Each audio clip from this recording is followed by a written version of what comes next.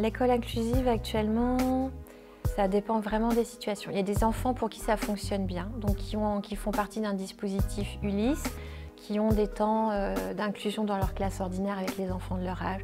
Et ça fonctionne bien parce qu'il y a une coordination qui se passe bien. Morgane, en fait, a un retard, ce qu'on appelle un retard global au niveau du langage et des apprentissages académiques. Mais tout s'est très bien passé pour elle. Elle a très vite intégré en fait la classe. Les années passant, Morgane se sent de mieux en mieux en fait dans sa classe. Intégrée aussi régulièrement dans les classes ordinaires. Morgane, elle est accueillie sur une journée complète, hein. Elle n'est pas accueillie que dans une classe. Donc elle est accueillie à l'école. Donc elle est accueillie avec tous les accompagnements, le dispositif Ulysse, la classe ordinaire, le temps du midi, le périscolaire. C'est complet en fait. Morgane est suivie en fait en orthophonie, en psychomotricité. Elle a aussi une éducatrice. Et elle a aussi un suivi psychologique. Heureusement, ces suivis se font au sein de l'école. Et donc c'est vraiment un plus pour Morgane et pour les parents. Morgane a très bien évolué au sein de sa classe Ulysse. D'avoir aussi toujours le même professeur, la même assistante de vie scolaire. Le fait qu'elle soit bien suivie en fait aussi par le CESAD, ça a beaucoup aidé Morgane. Morgane, là, depuis 2 ans à peu près, a vraiment évolué, surtout tant au niveau de la lecture que même au niveau des maths ou de la logique. Il y a beaucoup de travail avec la famille, des échanges. Voilà. Et puis on a une jeune fille qui ne présente pas de problème de comportement non plus à l'école. Donc le gros travail avec Morgane, ça a été la mise en confiance. Donc Céleste a un handicap. C'est seulement quand elle a eu 6 ans qu'on a découvert qu'elle avait le syndrome Maître-Ezel. Elle parle, elle arrive à s'exprimer, mais elle a un gros retard des acquisitions. Là, elle est en CE2, à 9 ans, elle doit avoir un niveau grande section CP, quoi, au niveau de scolarisation. Céleste est depuis 3 ans maintenant en classe Ulysse. En CE1, ça s'est très bien passé. L'institutrice de CE1 a été très bien. Là, en CE2, ça se passe bien aussi. Alors, elle fait très peu d'inclusion. Elle fait du hockey, par exemple, avec la classe. Pour les sciences, elle écoute les histoires que la maîtresse raconte. Et puis tout le reste, en fait, elle le fait en dispositif Ulysse. Donc, Céleste est une petite fille très heureuse. Elle est contente d'aller à l'école le matin, elle est contente de rentrer à la maison le soir. Et du coup, nous, ce qui nous va bien, c'est qu'elle soit heureuse et qu'elle s'épanouisse. Alors dans sa classe, l'aide humaine, donc c'est une aide humaine collective entre l'AVS qui s'occupe de 2 enfants, 2-3 enfants et l'institutrice spécialisée qui s'occupe également de 2-3 enfants. Je pense que c'est suffisant et enfin, ça convient parfaitement pour Céleste. L'école inclusive, pour moi, c'est permettre à tous les enfants de pouvoir venir à l'école en proposant un accompagnement qui permette justement à chacun de ces enfants d'entrer dans l'école avec son propre rythme, sa propre manière d'apprendre et ses possibilités.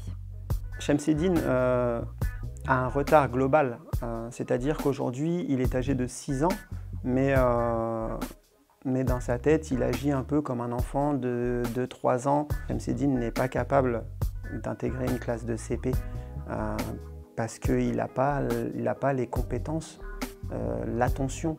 Il ne comprend pas en fait qu'au bout d'un moment, on travaille sérieusement pour apprendre quelque chose.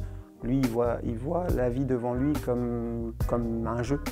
C'est compliqué pour Shamseddine en fait, de rentrer dans un cadre en fait, où on apprend, où il faut savoir rester concentré. Ça, c'est pas dans ses compétences encore. Alors quand il va à l'école, il est très heureux d'aller à l'école.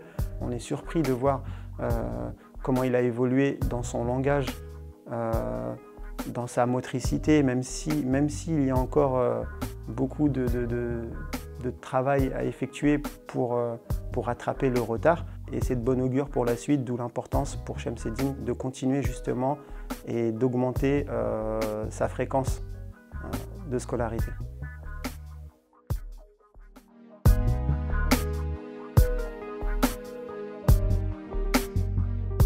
Il y a des situations qui sont dérangeantes à partir du moment où je vois des enfants en souffrance et des partenaires en souffrance.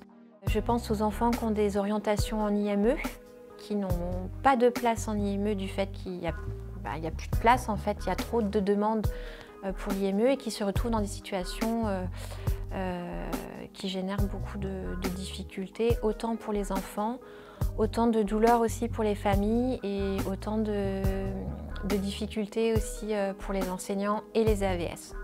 Chemseddine est en liste d'attente sur 4 IME, 4 ou 5 IME auxquels on a fait les inscriptions. Mais les listes d'attente sont vraiment très longues et on nous avait prévenus, mais c'est vrai qu'on ne s'attendait pas à autant de difficultés en fait. Cette année, c'est très compliqué de mettre en place une école inclusive. Nous avons un petit garçon qui a un besoin particulier, qui a une personne qui l'accompagne au quotidien. Si la personne est absente, si la personne est malade, s'il se passe quoi que ce soit, ce petit garçon n'est plus là. Donc là, on sent bien les limites de cette école inclusive. Du fait de son handicap, il n'a jamais été à l'école toute une semaine entière comme tous les enfants en fait. On a commencé par 9 heures d'aide humaine. Et ensuite, ça a été tout un chemin pour essayer d'augmenter et avoir plus d'heures en fait, pour que Chemseddine puisse aller à l'école comme tout le monde. Les espaces restreints, le fait d'avoir trop d'enfants autour de lui, c'est quelque chose qui est très compliqué, qu'il a du mal à gérer. Dans la classe, il y a 30 enfants pour environ 55 mètres carrés. Donc déjà, les enfants n'ont même pas 2 mètres carrés chacun. C'est déjà une situation qui est compliquée pour les autres enfants. Mais un petit garçon comme Chemseddine qui a besoin de son espace, il n'a pas assez d'espace pour lui. J'ai l'exemple de ce matin où un enfant a voulu aller lui faire un câlin, il y avait beaucoup d'énervement autour. Tout de suite, ça a été très difficile à gérer, il s'est mis à mordre. Et ensuite, pendant très longtemps, il est resté dans son coin, très triste. On le sentait presque au bord des larmes parce qu'il a senti qu'il avait fait du mal à un enfant. Ce n'était pas ce qu'il voulait, mais là, il était dans une situation où il ne pouvait pas gérer autrement. Là, en tant qu'enseignante, je me sens impuissante, je n'ai pas les moyens de gérer ça et de lui proposer un accueil qui soit le plus agréable possible pour lui et pour les autres. C'est aussi une situation de frustration pour Chemseddine qui se voit par moments recalée parce qu'il y a une absence d'aide humaine ou qu'il y a un problème quelconque lié au handicap de Chemseddine qui fait qu'il ne peut pas être accueilli. Je vois l'école inclusive aujourd'hui en France comme une école qui souhaite accompagner et accueillir les enfants en situation de handicap, mais à qui on n'a pas donné les moyens de le faire. Pour certains enfants, ça va être possible, ils vont pouvoir être accueillis et les enseignants et les AESH essayent vraiment d'adapter au maximum l'accompagnement et l'accueil de l'enfant en situation de handicap. Mais ça a ses limites. Il y a des enfants pour qui c'est vraiment un institut qui va correspondre parce qu'il faut une équipe pluridisciplinaire présente et ces enfants ils se retrouvent dans des situations complexes, difficiles, en souffrance, en décalage, stigmatisés et parfois on a le sentiment que c'est de la maltraitance pour eux. Pour moi, en tout cas, c'est une souffrance psychologique et que ce soit de la part de l'enfant parce qu'il ne peut pas vivre sa scolarité comme il pourrait l'entendre, c'est-à-dire s'il pouvait avoir cet espace, moins d'enfants, voilà, un accompagnement vraiment personnalisé, plus de temps à l'école, il vivrait sûrement mieux. C'est également une souffrance pour les adultes, que ce soit à l'école, puisque nous n'avons pas, comme on disait, les formations nécessaires pour réussir également à à se détacher de cette situation. Et je pense aussi aux parents, c'est également une souffrance pour eux, qui voudraient sûrement beaucoup plus pour ce petit garçon et qui n'en ont pas les moyens.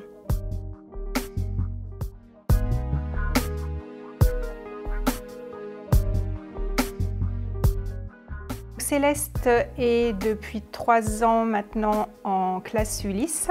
Quand elle avait 1 an, ça me semblait complètement extraordinaire de me dire qu'il fallait déjà penser à l'AVS quand elle rentrerait à l'école.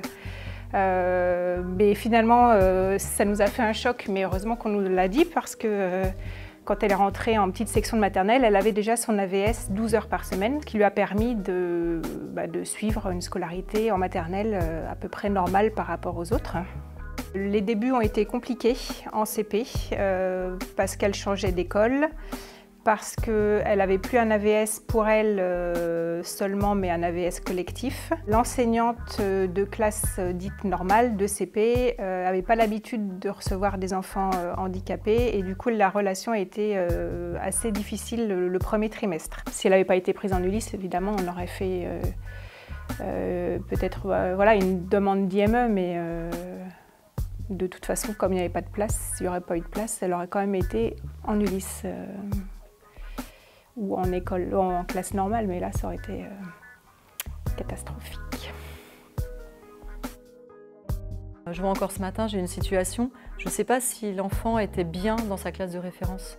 Il a fini couché sous sa table, donc voilà, il y a un moment, c'est des situations, la collègue elle m'a dit j'ai fini par te le ramener. Je ne laisse pas un enfant sur le côté, quoi. Donc notamment je pense à une élève en particulier, qui effectivement n'a pas sa place du tout avec moi, mais je ne peux pas la laisser dans sa classe ordinaire. Que tu ne vas strictement rien comprendre à ce qui se passe autour de toi, alors que dans le dispositif, j'aménage, j'adapte, et puis on trouve des solutions, je tâtonne. Mais au moins elle progresse quand même et elle apprend des petites choses. En début d'année, il a fallu par exemple gérer la situation d'un jeune garçon qui est en attente de place en IME, qui est d'un niveau quand même assez petit et qui s'est retrouvé en 6e ordinaire. Et il ne pouvait pas être dans sa classe de 6e parce qu'il n'a pas le niveau, il n'a pas la compréhension de ce qui se passait et pourtant il est quand même accueilli au collège puisqu'il n'a pas de place dans un autre établissement pour le moment. Ce qui est plus difficile dans ces situations, je dirais que c'est de voir les enfants parfois en souffrance parce que le système scolaire ne leur correspond pas complètement. Ils ne peuvent pas être des élèves à part entière. Je trouve que c'est déjà mettre l'enfant dans des conditions de non-réussite de la vie. À la suite d'une Ulysse école, la suite logique, c'est l'Ulysse collège. Donc déjà voilà. Maintenant, comme je disais, j'ai des élèves qui ne relèvent pas déjà du dispositif Ulysse élémentaire et qui relèvent déjà de l'IME. Le problème étant, c'est qu'effectivement, au niveau des IME, il n'y a pas beaucoup de place. Parce qu'il faut attendre qu'il y ait des places qui se libèrent. Donc c'est quand l'enfant est arrivé en âge de partir de l'IME. Et donc, au vu des demandes, il n'y a pas assez de départ pour le nombre de demandes d'entrée, quoi. Les Ulysse collèges, il y en a moins que des Ulysse écoles quand même. Donc à chaque fois, on enlève des postes, en fait, enfin des places. On sait qu'on en a 12 ou 13 en Ulysse école. Pourquoi on n'a pas 12 ou 13 places dans les collèges ou dans les IME qui sont disponibles pour ces enfants-là? On sait qu'ils vont sortir.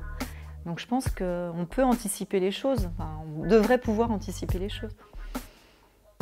C'est terrible de voir qu'un enfant qui a un niveau maternel, qui a encore besoin de manipuler, de jouer, de patouiller, de comptine, il se retrouve assis à une table en CP ou en CE1 dans une classe où on parle de mathématiques, d'addition, de multiplication, de soustraction. C'est violent quand même. La scolarisation elle peut être très violente pour les enfants et ça peut générer des troubles du comportement, mais on va dire il ne tient pas en place. Oui, il ne tient pas en place, mais parce que le contexte ne lui convient pas, parce qu'on exige de cet enfant quelque chose qui n'est pas possible pour lui. Il n'est pas encore prêt à ça.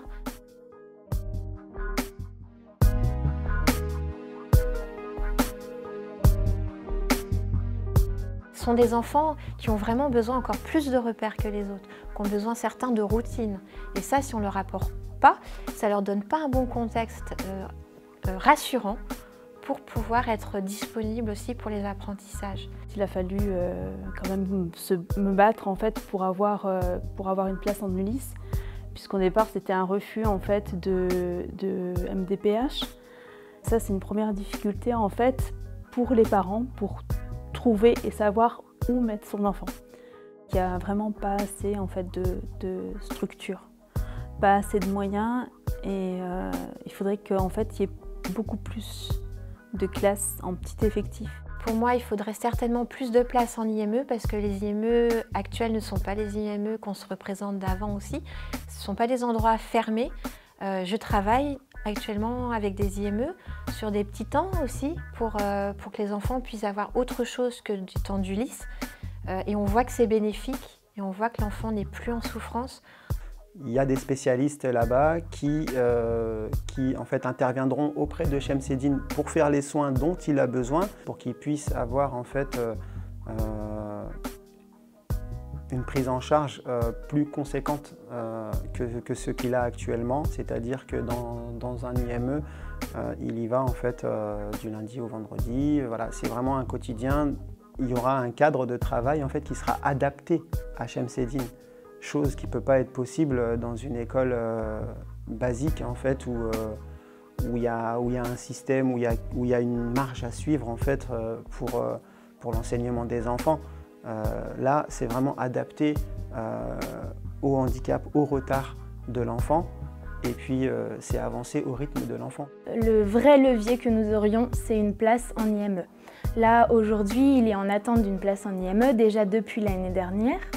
La place en IME lui permettrait vraiment de pouvoir entrer dans des apprentissages encore plus importants puisqu'il aurait une personne dédiée pour lui qui s'occupe vraiment des apprentissages.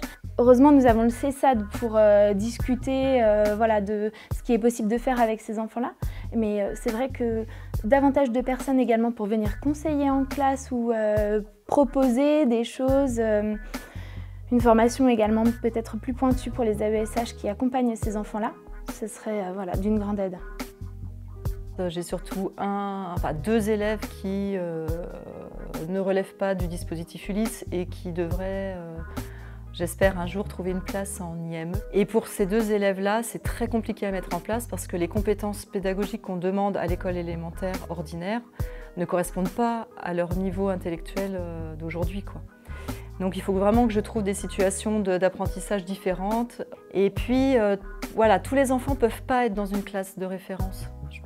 C'est compliqué, tant au niveau du comportement qu'intellectuellement. Donc il faudrait qu'il y ait des temps, voilà, où qu'on puisse aménager pour que les enfants soient bien. Il faut vraiment que ça reste dans la bienveillance et pas dans la maltraitance. Alors mes souhaits pour le futur de Céleste, idéalement, j'aimerais bien qu'elle reste dans le système scolaire dit classique. Moi, ce que je veux, en fait, c'est qu'elle ait des apprentissages, qu'elle puisse apprendre à écrire et à lire pour qu'elle puisse être autonome plus tard. Quand elle était en maternelle, je voulais déjà qu'elle aille en CP ou qu'elle ait une scolarisation la plus classique possible. Donc là, idéalement, j'adorerais qu'elle aille en collège Ulysse en 6e, mais je sais très bien que ça sera compliqué, même voire impossible. On a fait une demande d'IME auprès de la MDPH. Cette demande a été acceptée donc là cette année pour une entrée quand elle aura 12 ans en IME.